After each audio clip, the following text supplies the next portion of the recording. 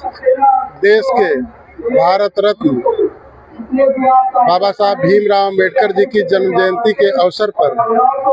ये कार्यक्रम इस ग्राम सभा के लोग और आसपास की ग्राम सभाओं के लोगों ने आयोजित किया है। इस भव्य कार्यक्रम आयोजन के लिए मैं सभी को शुभकामना देना चाहूँगा। हम लोगों को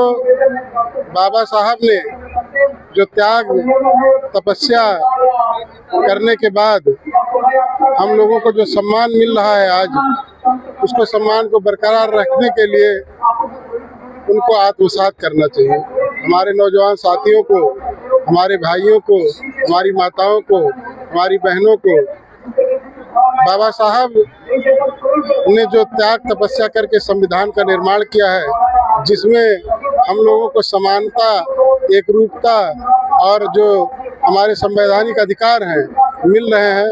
ये सिर्फ बाबा साहब की देन है। हम लोगों को बाबा साहब का ऋणी होना चाहिए और बाबा साहब के जो कार्य किए गए हैं उनके द्वारा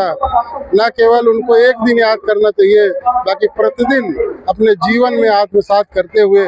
बाबा साहब को सच्ची श्रद्धांजलि देनी चाहिए और अपने हक और अधिकार के लिए जिस तरह से बाबा साहब ने अपने जीवन में संघर्ष करते हुए सिर्फ शिक्षा के दम पर हम लोगों को इतना आगे बढ़ाया है, उस जो उनकी सोच थी उसको आगे बढ़ाते हुए हमें काम करना चाहिए। पहले हम लोगों ने राजापुर में कार्यक्रम किया, फिर सरैया में, उसके बाद राजापुर सरैया के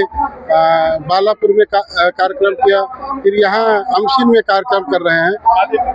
आगे भी कई कार्यक्रम लगे हुए हैं जहाँ हम लोग सिर्फ ये संदेश देने के लिए जा रहे हैं कि हम लोग बाबा साहब के आदर्शों और बाबा साहब के दिए हुए